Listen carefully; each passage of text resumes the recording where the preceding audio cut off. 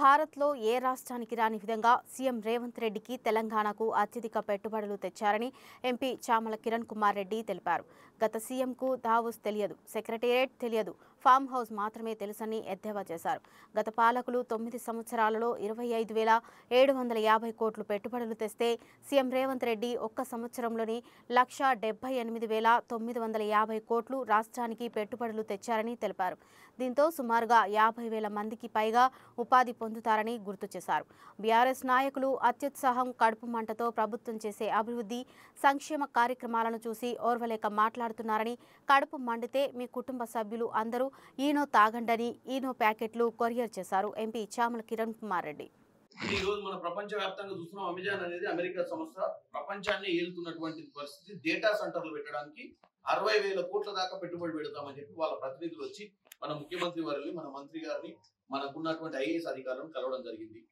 Ramky group అది కూడా ఒకప్పుడు తెలుగు రాష్ట్రాలకు సంబంధించిన కంపెనీ. మన దగ్గర వేస్ట్ మేనేజ్మెంట్ కూడా చేసారు గతంలో. వాళ్ళు కూడా development integrated industrial park, development eco town, dry port 5,000 కోట్లు ఇన్వెస్ట్ చేస్తామని ముందుకు వచ్చారు. ఇన్ఫోసిస్, విప్రో వాళ్ళు రెండు కూడా ఆల్రెడీ మన దగ్గర ఐటీ కంపెనీలు ఉన్నాయి, ఎక్స్పాన్షన్కి వస్తున్నారు. వాళ్ళు కూడా హెచ్సిఎల్ మాదిరిగా ఈ రెండు కూడా ఇంకా గోపాన్పల్లిలో, పోచారంలో ఉన్నటువంటి ఈ రెండు కంపెనీలు.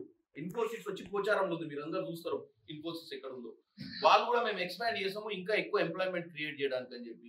విప్రో అనే వాళ్ళు కూడా వాళ్ళు ఎక్స్పాన్షన్, వాళ్ళది ఉన్నది గోపాన్పల్లిలో ఉంది. ఇలా పోతే సుహానా మసాలా అని centre for excellence for chilli farmers, అంటే రైతుల కోసము వీళ్ళు కూడా R&D ట్రైనింగ్ ఇన్స్టిట్యూట్ మన దగ్గర పెట్టడానికి ముందుకు వస్తున్నారు. అందరికంటే ఎక్కువ sun petro chemicals pump storage project కి 45,000 కోట్లు, 45,500 కోట్లు తోటి ముందుకు వస్తున్నట్టు ఫార్మల్ అగ్రిమెంట్ సైన్ చేసారు. JWS UAV మ్యానుఫ్యాక్చరింగ్ కి 800 కోట్లు, JCK గ్రూప్ డేటా సెంటర్ కి 4,500 కోట్లు, ఫిల్మ్యాన్ గ్లోబల్ హోల్డింగ్స్ డేటా సెంటర్ 15,000 కోట్లు,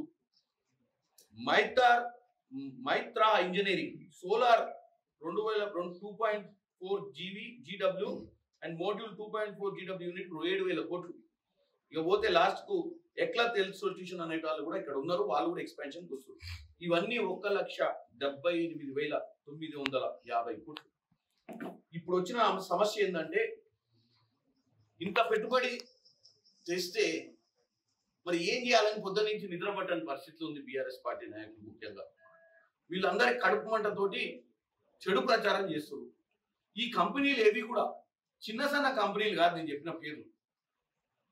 వీళ్ళందరూ కూడా దావోస్ కి పోయి, దావోస్ లో తెలంగాణ పెట్టినటువంటి ఆఫీస్, మనం ఇక్కడ ఒక ఆఫీస్ ఎస్టాబ్లిష్ చేస్తాం, ఆఫీస్ కి ప్రత్యేకంగా వచ్చి వాళ్ళ ప్రతినిధులు రేవంత్ రెడ్డి గారిని పర్సనల్ గా కలిసి ఫార్మల్ గా 1 గంట 2 గంటలు వాళ్ళకున్న అవసరాలు ముచ్చటించుకున్న తర్వాతనే ఈ యొక్క ఫార్మల్ అగ్రిమెంట్స్ చేయడం జరిగింది.